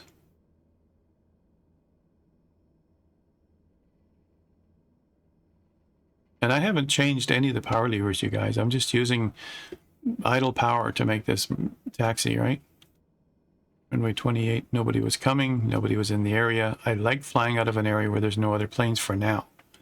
And that way you can make sure that nobody will bother you. But you should always check anyway. All right, we're ready to go. We'll just take a look at the before takeoff checks here. And it just says fuel quantity was checked. There it is down there on the right. Fuel quantity's up there. We got about half tanks, I think. Flaps as desired. Now flaps, I can do flapless takeoffs, which are normal. But they do say that for a stall takeoff, there is a takeoff position over here on the flaps indicator, right there. So I'm just going to bring it down to takeoff flaps. And this thing still just pops right off the runway without takeoff flaps. There we go. It's on takeoff flaps right now. Perfect. We have flaps. Trim set for takeoff. I've already done that. There is no actual TO trim. So I'm just going to leave it neutral. And then condition levers, take off and land. So here we go. We're going to change the levers for the first time. Right here. They were on normal flight. I'm going to use my blue levers in my home cockpit to move those forward. All right. And you'll see a change over here also with the needles as we go along. Now it's just going to be throttle all the way for everything we do. Reset my view. Like that. There's my view. Controls check. And one more controls check. They're doing it twice to make sure, you guys, to make sure controls work. It's something we do to make sure, in case you missed the first check. Power levers to military, 101%. Okay, then. And so, again, we'll just check down here. We're going to advance the levers now to full. Here, I'm going to start it, and then I'm going to go back to normal view. There they go. They're going to full. Take a look at the meters. And away we go. Full. Take a look at the dials are good. Our airspeed's alive. Needles are alive. And we get to around 90 to 100. We're going to rotate. The nose is already up. And believe it or not, at 90 knots, we're on the air. That was way too fast. You notice we didn't even get to 100 because of the flaps. I've done flapless and made it to 100. And we're up and rolling, you guys. Now we're going to bring up the gear first. Take a look at that animation. Whew. Isn't that sweet? And then we'll bring up the flaps next. Typically around 300 feet to 500 feet, you'll bring up your flaps one notch at a time. You notice that, take a look at the angle right now, right there. I'm going to take off one more flap. Boosh. See that? Sync. That's why you do it in increments. And another flap until you have flaps all the way up. And then, of course, we see that right here. Flaps are all the way up. So is the gear right here on this indicator. And now I'm still pulling back on the yoke to get our climb speed. We're climbing at 120. And I'm just going to trim that. There we go. And now that we're in normal flight and we're off the ground, I don't need full military power. I'm going to pull that back to something less. Below the red, I was in the red, sorry, I shouldn't have been in the red. I pushed it up to 101% and it went up into red eventually. And lights came on too. Let's do that again just to show you. When you're pushing too much power here on torque, you can see these lights are all lighting up. That's cautionary lights right there. You're wrecking the engine. Pull it back to something less. I'm going to pull it back to make sure it's in the green. And if you look really closely there, it's now in the green area. I'm not looking for top speed right now. I'll level off somewhere around here, wherever I'm at. 3,600. Whew. Getting right up there so fast. This thing just wants to climb. All right, so now we're moving. I'm going to bring it back a little more too. And now you see normal flight. All right, and we're finished with takeoff. I'm going to bring my propeller levers back to normal flight. And that's what you would do in in other planes that have propeller levers. You bring them back to some setting. For instance, you have your MP and your RPM, and you would set those for whatever the plane is, like 25 squared, 25 on MP and 2500 in RPM. And that's the same sort of thing here. We pulled back both throttle and we pulled back the conditioner levers. Now I'm just going to have a quick look around. Look at that beautiful engine right there. And we're just going to turn back around and head back toward the way we came. Mirrors are up here. They look really nice. I can see the clouds in the mirrors. Some mirrors are adjustable. These don't look like they are. All right. And what speed are we getting even with the levers pulled back? 193. There's our cruise setting right there. We've also found that the horizon setting is right here where the bend in the structure is right here. That's your normal horizon. Above that, I mean, if you change that attitude, that should be level flight. Let's just see how close we are. So our vertical speed indicator is pointing up. All right, just a second, trim it down. This is stuff you got to do, you guys, and I'm sorry it takes up time in this video, but this is stuff you got to do when you bring out a new plane. I'm going to take off my head tracker to make sure it's lined up properly, and I'm going to point those bend parts at the horizon. Now, the horizon does have mountains, but let's just see how that looks. All right, our vertical speed indicator is now coming close to 0. And this is something you should test as you're going on. I'm still descending, so I'm just going to touch my trim just a little, my elevator trim. And we're almost level right there. And a touch more. Oh, we're perfectly level. We don't need any more trim. We're actually going up a little. So you can just see that view now and just say, all right, there's my level. When things are like this, I'm level. All right. And this plane, when it lands, you're right down looking at that pavement, right? Still up a little, but it's evening out. Don't chase that VSI. All right, and at this speed, at this level flight, we're getting over 200, 150, 100, and can't read that from here. It looks like we're descending, but it's actually the mountain is coming up at us. 210 knots. Wow. All right, so we can pull back some more power because of that. Let's pull it back into the green, more into the green area. There we go. And now we should be able to trim that and find we get our 193. So we're not descending. It is deceiving when you're in mountainous areas, and we're not descending. The mountain is actually coming up to the plane. All right, so this doesn't feel like we're going 200 knots, but we really are. Perfectly trimmed up, looking great. Now, while you're doing this now, and we're heading back down the canyon, we'll head over to concrete like we did on the Twitch stream. And I am descending. When I turn, remember, when you turn, you lose lift, and you have to compensate either with pitch or with power. And we'll get it back like this, and we'll see the VSI settle in again, because I haven't changed any other settings. There it is, the VSI settling in. Don't chase that needle, you'll be chasing it all day. All right, we're looking down here. We got oil pressures are good. Temperatures are lower than they should be. I'm surprised at that. I should have looked at them while I still had takeoff power. And other instruments are all in the green. We can see here our conditioning levers are in the green. Our throttles are in the green at the top end of our green. And we're 193 knots like we're supposed to be for cruise. Looking good. All right, so I want to also take a look at any other switches that you'd want to do. So let's just take a look at our checklist item here. After takeoff, advanced throttles when speed approaches 5 knots below recommended takeoff, rotate. All right, and we did. We're light, so I guess we took off sooner. I'm going to stay up here because it's easier to navigate the canyon while I'm looking at checklist items. Before landing, condition lever, takeoff and land. Landing gear down, flaps as desired, brakes check. The brakes check is to make sure you don't have your parking brake on. Nothing worse than coming in for landing and coming to a complete stop. Now, a wave off is a go around. We can do that too, just to give you an idea what it's like in the circuit, and we will do that. We'll come up on concrete and do that.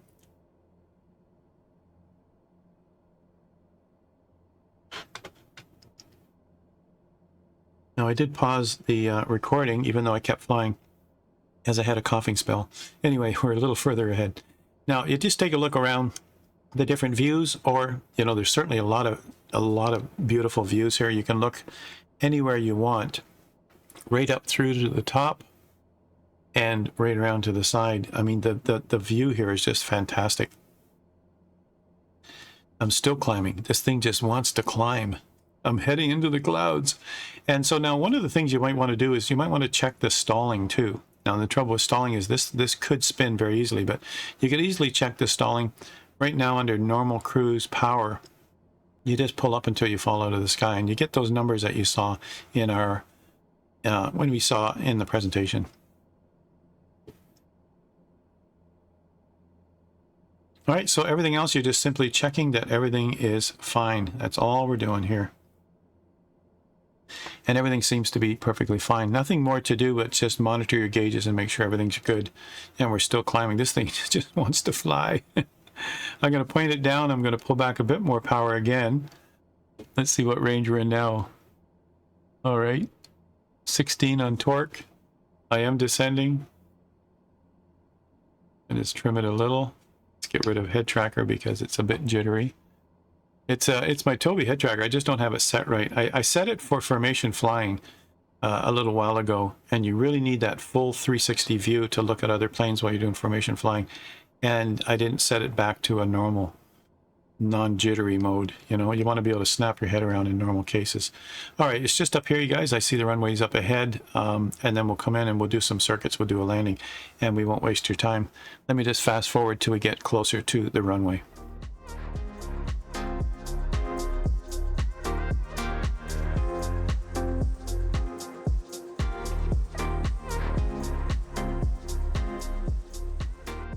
Into the circuit, then I'll put my conditional levers forward for takeoff land. All right, and by pulling back power, you can see I'm descending without touching anything else. It's just descending, of course, because I've pulled some power, you guys. Got a nice 500-600 feet per minute descent. That works well. It's comfortable for passengers. This plane can certainly descend faster than that, but it's a cruise descent, you guys. You can see I'm still on cruise power here. You'll notice that when we're on flight idle like that, that it says wheels, wheels. Okay, so we'll do the wheels thing. Let's do that.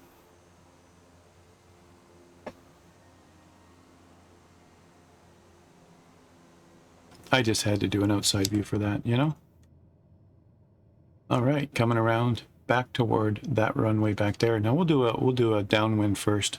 We've sort of done a downwind, but we could easily just come straight in on that runway now. Back that away. Gonna give it some power now. We're about 1,000 above. Yeah, 1,300. We're coming in on 1,000. And the runway was back that way. No, we traveled quite a distance, didn't we? And we're going to do a downwind. It's almost like a precautionary. We're going to just slide by and see what it looks like, figure out our approach, figure out our direction.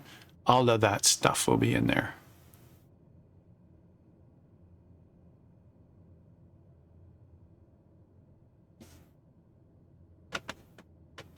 Oops, take off the head tracker while I look at the checklist items.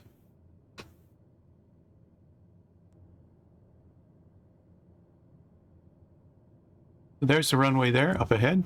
I've given it a little bit of power as I slowed down. I still haven't put flaps on yet. I'll do that on downwind. You could do it straight in from here. This plane could do it. I've got gear down. I could throw flaps in real quick and just get down and just hit it hard on the tarmac. Let's just do a proper circuit here and we'll come in around on the other runway. Put my head tracker on. It makes it a little easier, you guys, to be able to look out and see what you're doing. So I'm around 1,000 feet. Yep. You can tell just by the look of the runway. And I'm staying above a stall. I'm at 110 knots or so. And I don't want to be stalling. It was starting to stall, but we're good. So there's my downwind. Gear is down. First flap is down. I'm at a flap range. I can do that. As you see, there's a little bit of a rise there. And you might have to give it some more power. This thing, when you're sitting like this, ooh, and take a look. Remember, we got to do takeoff or land on the condition levers. And you'll hear the RPM going up because of it. All right, runway's back there. I'm kind of really squishing the runway, and I guess because I've got a mountain over here that I'm going to just swing around and do a teardrop coming in. That wasn't a perfectly square circuit, you guys, but there we go. Now we've got one flap down. You can see that. I'm going to put a second flap. You don't really need flaps with this reverse prop, you guys, but we'll do it. We'll show you how fast we can stop. None of this show-off stuff. It's just showing you the capabilities of the plane. We're going down through a base now. We're going to keep that speed. We're watching the speed because a lot of people pull up on base. I'm going to drop one more flap. Let's see where we are. Yeah, we can do another flap. And I'm coming around to the runway, which is over that away. Do you see it?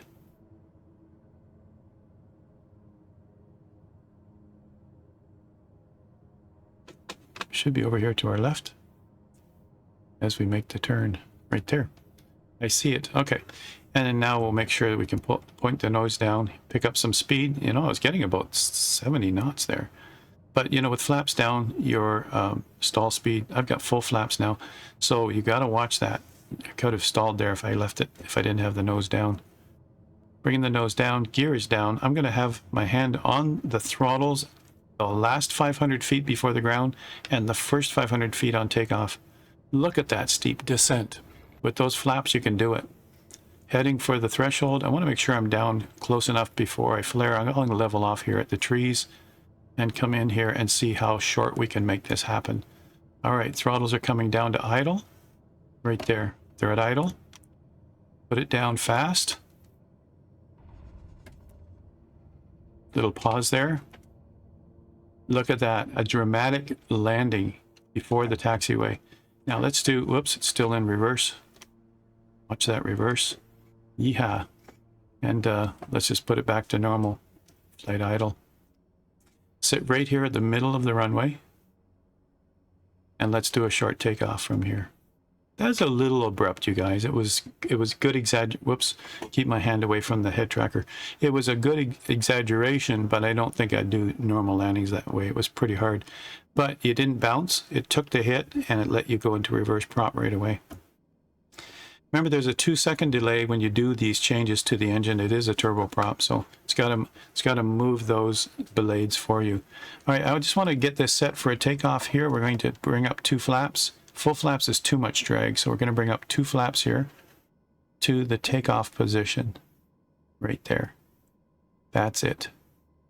Oh, it's going up all the way.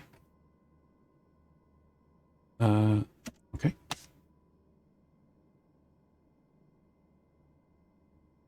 There we go. Takeoff position. Good. Looking good. All right, that's all that's needed, you guys. We're going to make sure that we're in the takeoff position right here. Condition lever. Sorry, that head tracker really is bouncy around, isn't it? Bouncing around. So it's in the takeoff position, so I'm just going to take the head tracker off so that we can have a steady kind of takeoff here. And it's much like the first takeoff that we did. Head tracker's off. Going full power. See the needles moving. Letting go. Let's see how far it goes. There's 50. 75. Coming up to 90. Off we go. Over the trees. We're good. Gear up. Not sure a left circuit would be appropriate here. I see a mountain there to my left. We'll do a left one anyway. And flaps up one at a time. There's one. Gentle turn on climb out, you guys. Never do a steep turn on climb out. You're going slow. And we'll just turn around here. And I've got all my flaps up. Let's just have a quick look. Flaps should all be up. We're good. And our runway should be back there. Good. And we should go no higher than 1,000. I'm going about 1,500 here because of the mountain. I keep thinking I got to go higher. All right. So we're coming back around again and pulling power back. And I'm going to leave these in the takeoff land position because that's what we need for our conditioning levers. There's our runway again. Let's keep this up here. Around 1,000 feet. I keep thinking I'm too low, but that looks fine. There's our runway. I've got power back to, it's not all the way back to flight idle. 120, 150. Yeah, I'll bring it back some more. And then flaps for sure, gear for sure. And our runway's back there. We've already gone past. Again, I think I'm not exactly level with it, but let's just see how it goes. Getting too slow here with flaps, so I'm giving up more power now. Remember, below 100 is a bit dangerous, so we're just going to keep it above 100. And then we'll slow it down. Let's see if I can do a bit more gentle this time. I'm not going to do a stall landing. We'll do a little gentle. We've got enough runway, even though it's a small airstrip, we can still put it down. Reverse prop works great. You could be halfway down the runway and you give it reverse prop and stop. Okay, there we go. One more flap. Let's see what we're at. Yeah, just one more flap. We're not going to do full flaps, you guys. We still got 2 more notches of flap after this. So let's do that. Power's down to idle. And now we just watch our airspeed and line it up.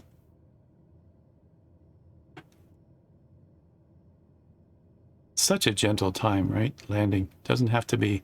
I've just got 2 fingers on the stick right now. And just doing corrections for alignment. Looking good. I do have my hand on the throttle. I'm going to give it reverse prop as soon as I get to the ground. This thing does want to float, so you got to be careful with that. And it does get close to the trees. It's just the view out this window. Flare. And reverse prop. Got main wheels on the ground. Nice. Oops, didn't put it back into normal. Again, I did it twice, you guys. I didn't get those. There's a bit of a delay there. When you put your throttles back to, let me just show you that technique. When you put it in reverse prop like this, it only goes to there. And you can see it lifts back. And when I do that, I'm putting it back to normal. It will go forward. And if you give it a bit of a shot, then it'll go forward faster and gets back down again. That's not healthy. You wouldn't want that in normal life. So I'm putting it back to reverse prop again. And there, look what happens. Boom strike at the back, right?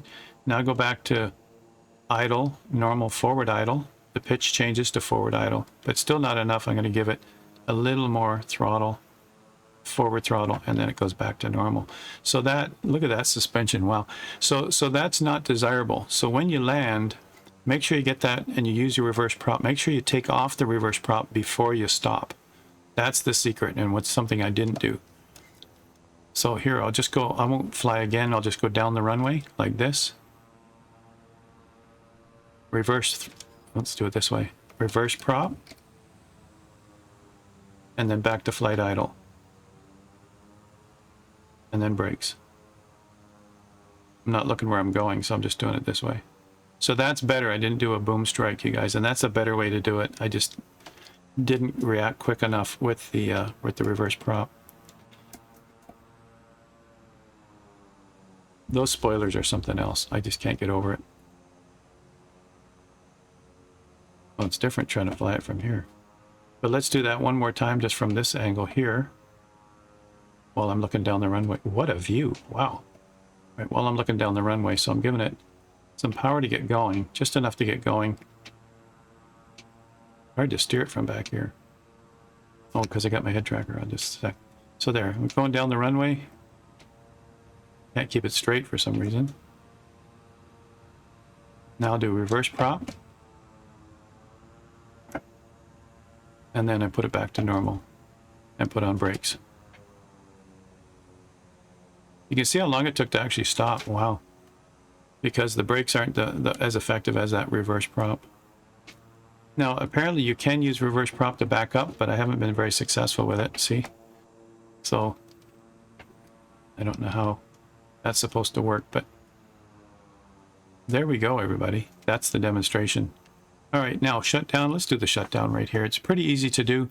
Just a quick... just a quick summary of what we're going to be doing here. It's really as simple as, now look at the checklist, and in the checklist you can see, after landing when clear of the runway, flap handle all the way up, condition levers on normal. So right now they're sitting, you can see right here. You want condition levers back to normal flight. Right there, good. And brakes check, landing light as required. And then there's the wave off, which I didn't do, right? When clear of the runway, flap handles up, condition levers normal, landing light as required. Now we look up at the top. Shutdown is real simple. 4 steps. Do you believe that? Other than the external lights, it's pretty straightforward. Instrument power switch, which is your inverters. You're going to be turning those off. But the first thing is condition levers to fuel shut off. And you got to do your mouse with that. And it might not cooperate there. There's one. It's not going to cooperate. That one cooperated. I can't quite get it all the way there. That's the problem. All right, I need a different view here.